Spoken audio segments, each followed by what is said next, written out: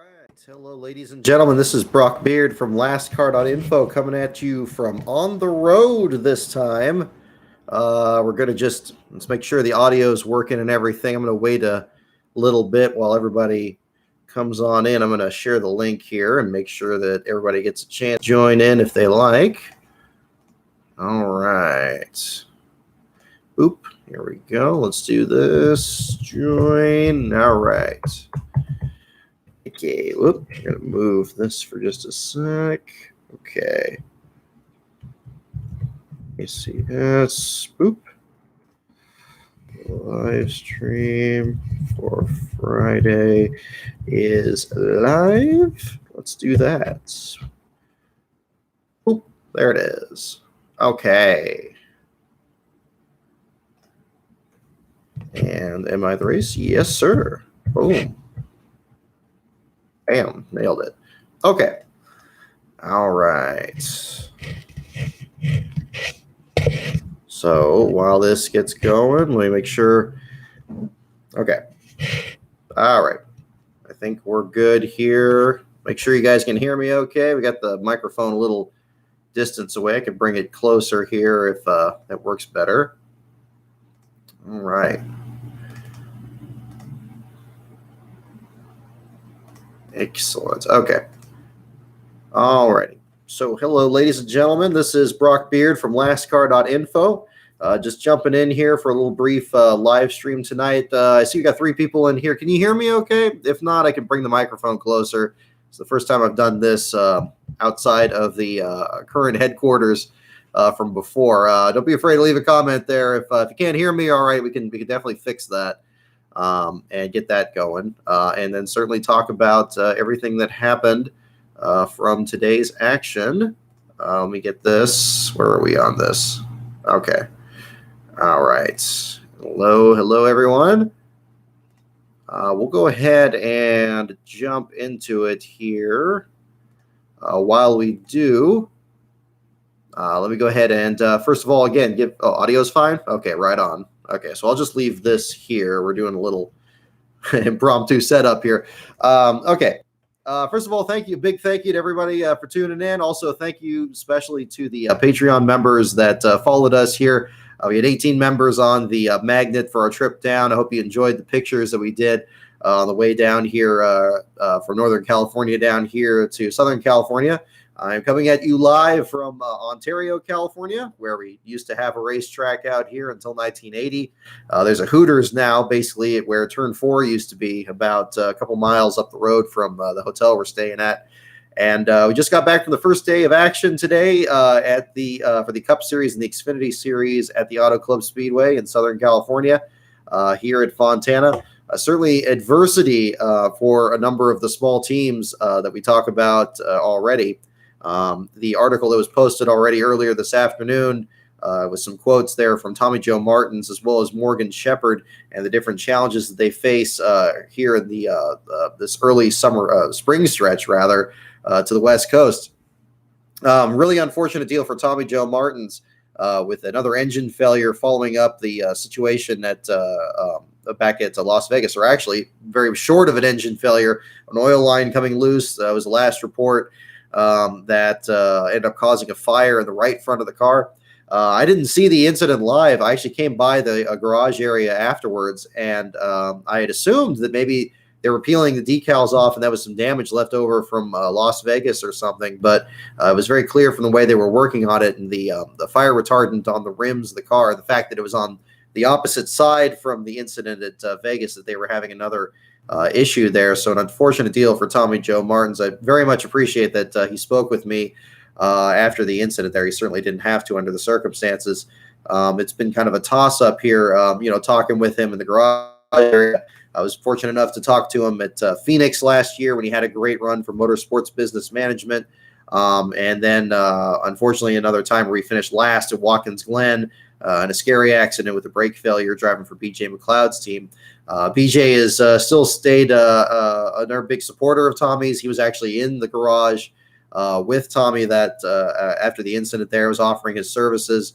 I thought that there was maybe something going on there with JD Motorsports, maybe working out some kind of deal similar to what Jimmy Means did for Mario Gosselin's team last year, where they had an incident and had to go to a backup car.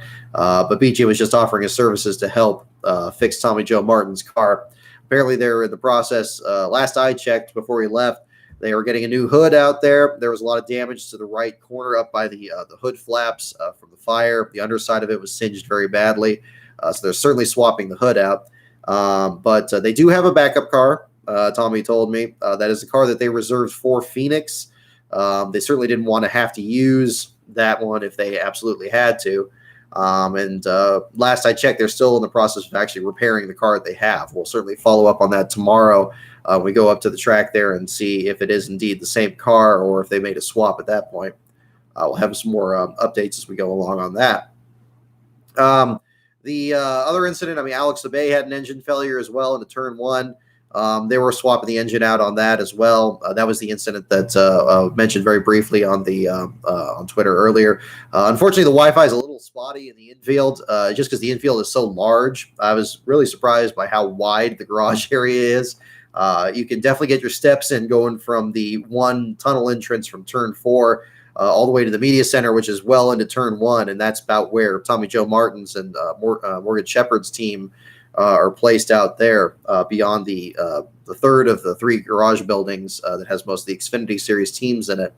Yeah, it was so we're still kind of figuring out the logistics there for covering the last place battles. I certainly intend to. Again, big thanks to the folks over at the Auto Club Speedway for approving my credentials and allowing us to do the coverage there at the track and being able to get in the garage area when we need to. If somebody falls out of the race there, certainly getting ready for that in the Xfinity Series side tomorrow, and then, of course, the Cup Series on Sunday. In terms of drivers and teams that are probably going to be contending for last place battle, Morgan Shepherd mentioned during my brief interview with him before they had to get the car on the scales that they only turned 1 lap each in both the 2 practice sessions earlier today. But when they did so, they actually didn't have a whole lot of extra tires. So it's not going to be the same situation that they had at Fontana at Homestead last year when they had a donor that was able to contribute tire money to them. It's going to be very much likely a similar situation to what they had last week in Las Vegas, and even our last time we did trackside coverage last fall at Phoenix, where Castle is most likely going to be pulling that car into the garage area. He did, however, mention, and this got a lot of traffic on Twitter, that a number of other smaller sponsors had joined onto the team there, on the quarter panels of the car. And he said that some of those were for as little as $100. I know I mentioned that each of those were $100. And listening to the quote, he said some of them for as little as $100. So there were, it appears, again, Cindy Shepherd, his wife, handles more of the business side of it there. If you are at all interested in sponsoring his team, again, they'll give you the final say as to what the rates are on that. But it certainly seems that they are open to some very affordable sponsorships out there. And I'm hopeful that perhaps something kind of works out there, because you don't like to see any of these owner-driver teams really struggle with that. But certainly Morgan Shepherd's team looking still for a big-time sponsor. As Shepherd pointed out to me, he said that really the deal at Homestead last year where they were able to get a good qualifying run in, that was a $15,000 deal from a couple of longtime supporters there, and $12,000 of that was eaten up by the tire budget. So really, if you think about the $100 sponsorships, they certainly help, but it would take a number of them to get up to that point just to cover the tires just for one race. And that's not including a pit crew either. It's definitely a skeleton crew there that helps out the number 89 team, and they have to pull behind the wall in the early laps there. We saw that at Phoenix last year. Similar situation over at Las Vegas last week, where they're just able to run a few laps, and I anticipate that's probably what we're going to be seeing in tomorrow's race. We'll see what happens in qualifying. But it is an unfortunate deal because that team does seem to be capable of doing some really good fast laps. Landon Castle has a long history of qualifying cars at the very best speed that he can, having been a go-or-go-homer for teams like Phoenix Racing and Larry Gunselman's team in the years past. Has continued to do that over at Morgan Shepherd's team. We certainly can't play favorites in journalism here, but it's as a story that we've continued to follow with these owner-driver operations. Certainly, if they have anything that helps get the team more sponsorship, or at least get more information out there, that's definitely a way to make sure that happens. So Yeah, he does have a few new sponsors on board there. I'm really pleased by the reaction and response, especially from other even YouTubers mentioning their interest in the sport. Again, I would direct any of those inquiries over to Morgan Shepherd's website, morganshepherd.com. The contact page there has a direct link, and I believe a phone number and a fax number to the team. Since they're out here, this would probably, if you're in the area, certainly they would be best reached actually here at the track. But I don't know in terms of like what contact number or anything is the best way to reach them while they're out here at the track here.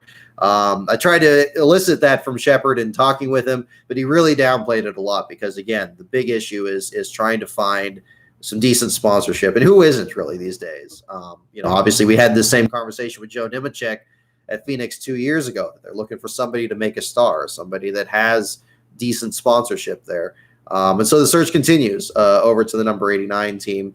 And really, yeah. But it was interesting to hear the numbers there. That was the aspect that I wasn't aware of since we didn't cover Homestead last year. Just the information that we were able to glean together. It was $15,000 from those two donors. And that was really what not only got their names on the quarter panel of the car, but also was able to have enough tires and the pit crew. And that's just for one race. And that's just the rate at Homestead. I imagine at each track, there's a different rate depending on how all of that shakes out. So that was an interesting story. Didn't really talk that much with a lot of the people on the Cup Series side. Practice is a very tricky situation. Sometimes I have Fridays where I get a whole lot of interviews and I get a whole lot of information. Other Fridays, it's you don't get that much information. But what today was kind of more on that side. Obviously with Tommy Joe Martins and Shepherd, that was really the bigger part of it there. Haven't talked to Landon Castle yet this weekend. I certainly hope to. I know I'd spoken with Landon last fall back when it wasn't clear whether he was going to still be with Starcom Racing or if he was going to be still focusing more on Shepherd's team. Certainly he was interested in helping out both programs as best he could. But now with Quinn Houff and the 00, that focus is now turned to just Shepherd's team. Castle was just wearing a plain black driver's uniform. I believe very few logos on it or anything like that, but very much involved in the process. You can take a look at the pictures on the Twitter feed for more information about how all that shook out. But on the Cup Series side, really I didn't speak to too many of the drivers on there. I know saw JJ Yaley and other competitors there. Yaley is, again, another driver that I seem to constantly cross paths with at the track there. Him getting ready to help out with the Rick Ware team. I did run into Brent Wentz over at Paul Menard's team, the crew chief over there. He was a big supporter of the JD McDuffie project. I got to talk with him a bit about the fact that he was actually at Shangri-La Speedway on August 10th, 1991 for JD McDuffie's autograph session. And he was very young at the time, about the same age that I was when I went to my first race. But he does remember getting an autograph from him and everything. So it was cool to kind of get that story and talk with him a bit.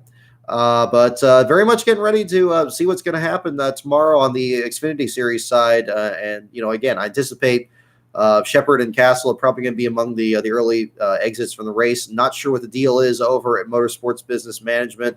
And certainly whatever the situation is with Tommy Joe Martin's team, although they certainly don't start and park in their previous efforts, they still got Phoenix coming up ahead, and I don't know what the situation is going to be going over there.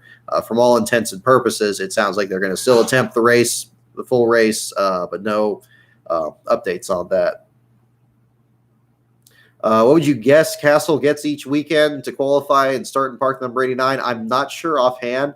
I don't really want to speculate too much on that because you got a couple different layers there. Obviously, on the one hand, you have the cost of actually getting the team out there and everything. And the West Coast swing is, of course, a challenge for a number of these smaller teams. And then as to how the distribution goes from, the raw purse money versus how Shepherd divides that money or what goes into what, I have no idea. So I'm not sure on that. I don't really want to guess on that. I'm not sure if I'll be able to elicit that tomorrow, but we'll see. That would be interesting to find out.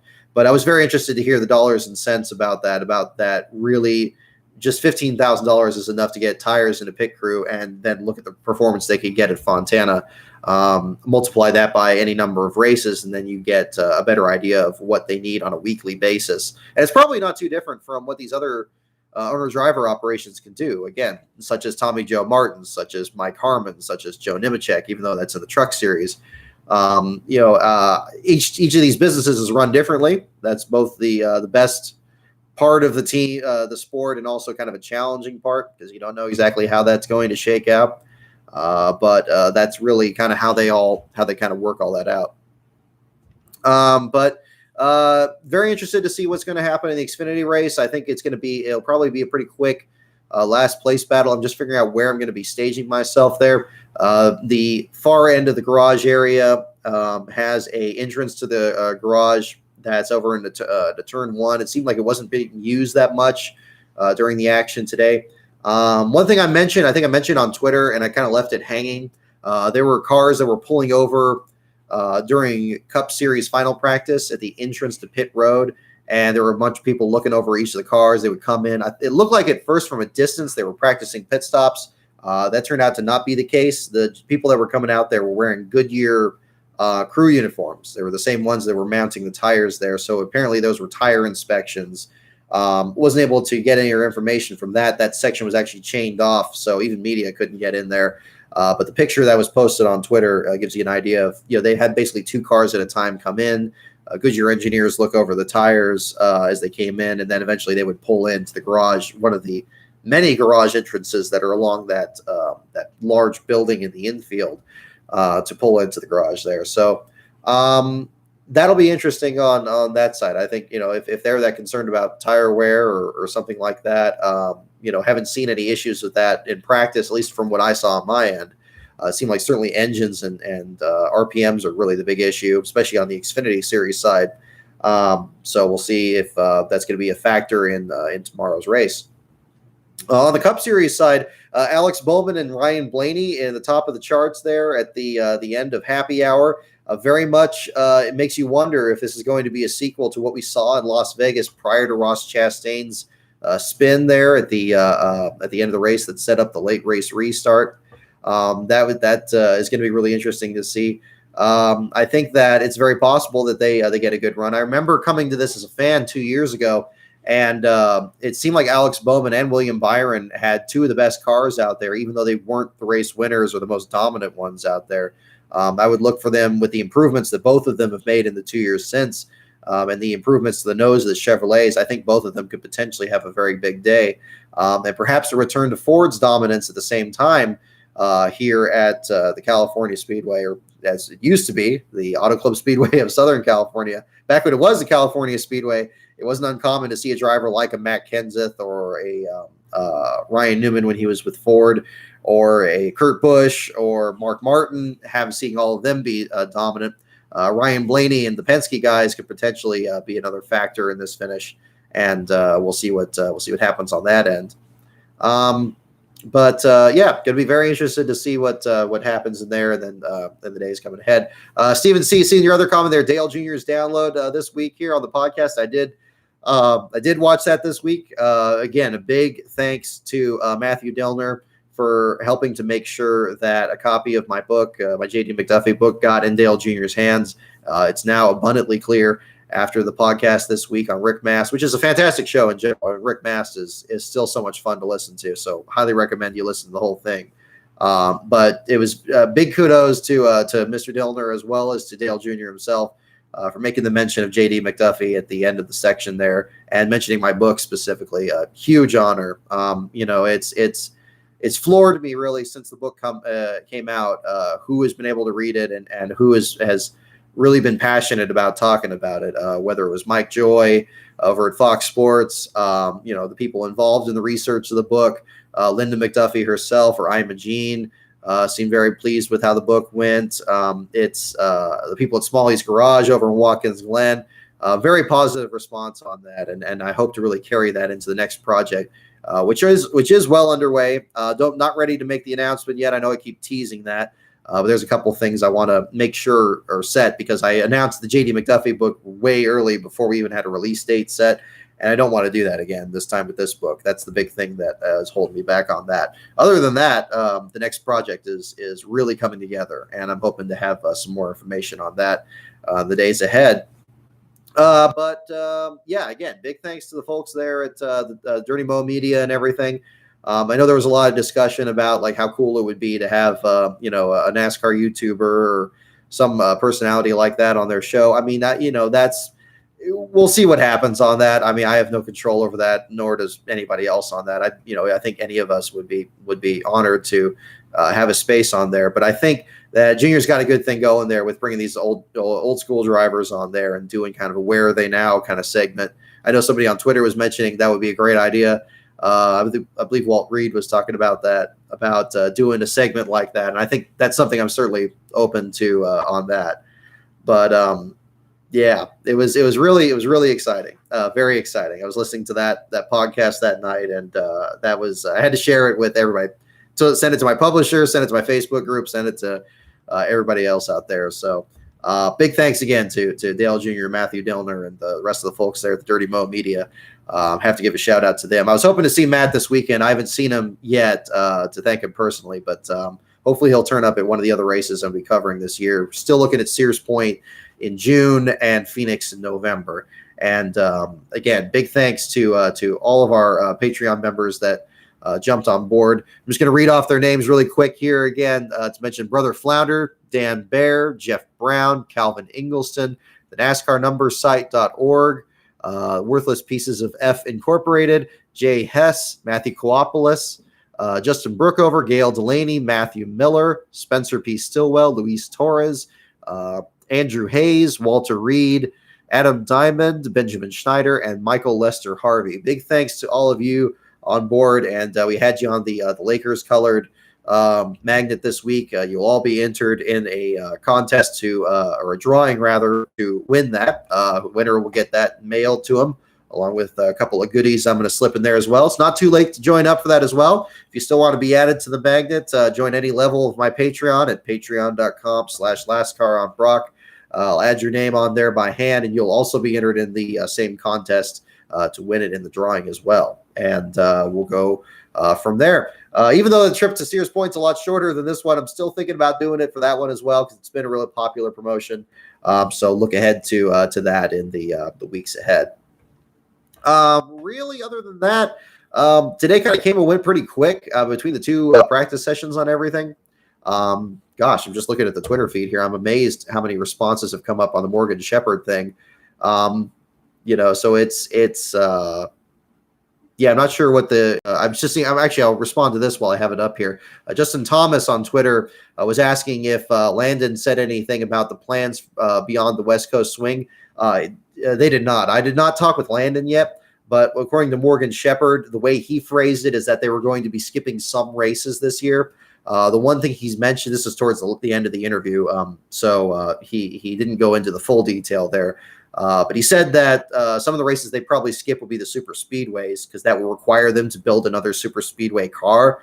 The car that they run now on a week-to-week basis is just not ready for the super speedways. We heard a very similar thing to Jennifer Jo Cobb last year at Mosport. She had the opposite problem, where she had a super speedway truck and very few trucks that she could run anywhere else. And so she couldn't run the super speedway one anywhere else. So there was a big issue with that. Morgan Shepherd very much in the opposite situation, and this is why we didn't see him back at Daytona. He said that as of right now, they're skipping Talladega. That tells me that they're probably going to be attempting these other races here around it, which hopefully includes Homestead. They're going to get another chance at that track that they ran so well at in November. And if a sponsorship deal comes together, they could very well have another great run like they had at Homestead last November. I think that's another thing it's worth mentioning. So that'll be interesting in the weeks ahead there for the number 89 team. But I'm not sure exactly what the situation is there for the team. But they do seem to have a fast car. Very impressed with their speed for the few laps that they were actually turning in practice for today there.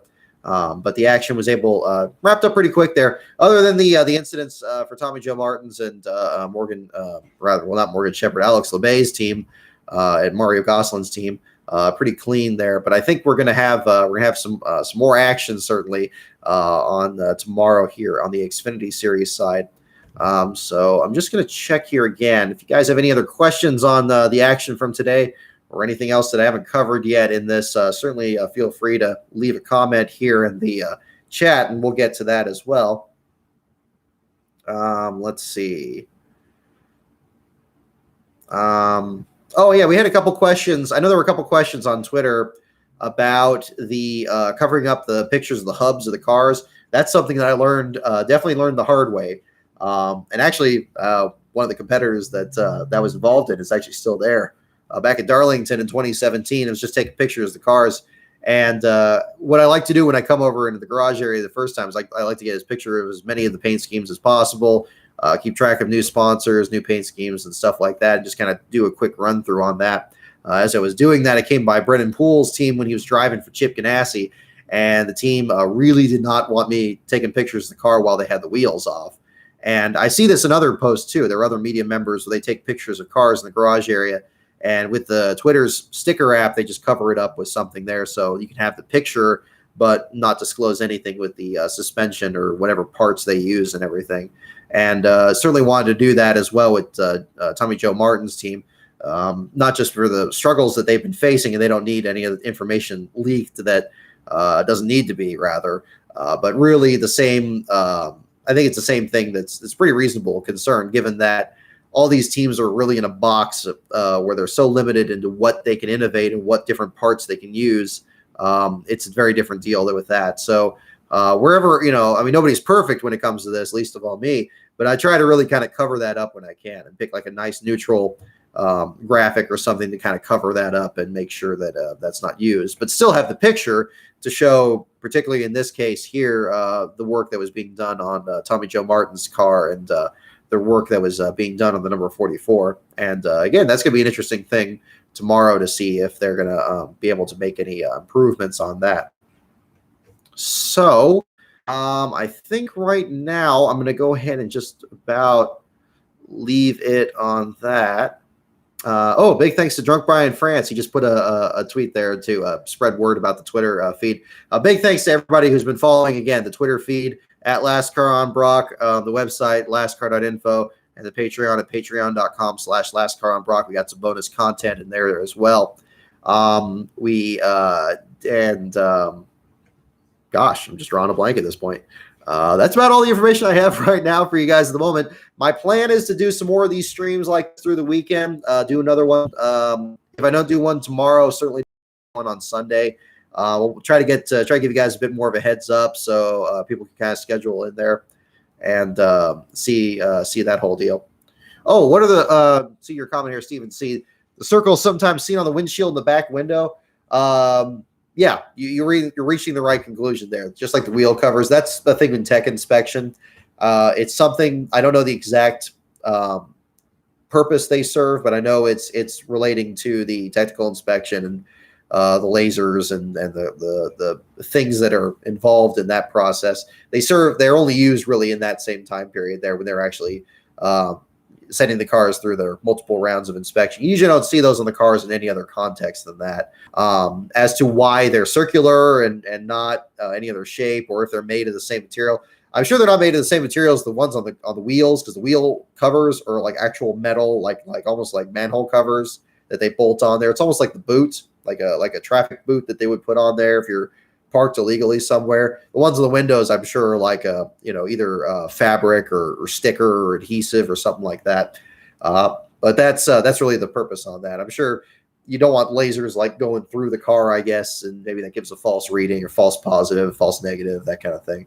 But that's the only context I've seen those in so far. They probably have the added benefit of keeping the inside of the car cool, because they kind of look like those things you put in your windshield. Or at least, I mean, I don't see them. Those don't seem that common these days, with tinting being what it is. But the fold out things that you put in the front windshield, I always remember my old Toyota Camry used to drive. That thing got hotter than heck whenever it was hot out. So we always had that thing that unfolds and put in the windshield there. So it might serve that function. Maybe that's where the inspiration came from. That's more speculation on my part than anything else. But like I said, I think plan is I'm going to do some more of these live streams here. Hopefully do one tomorrow after the Xfinity Series race, and then do one after Sunday's race here. The Sunday one might be a bit later because we're going to try to get back a little bit the ways before we get back up towards home in the Bay Area. So we'll be probably in a different location than this here for that one. But again, I'll have more information on that as we go along. So again, thank you guys for tuning in. I'm gonna go ahead and let you guys go right now. But thanks again for tuning in. Stay tuned to everything at my website, my Twitter, and the Patreon, and for more information. And again, enjoy the races tomorrow. We'll catch up afterwards.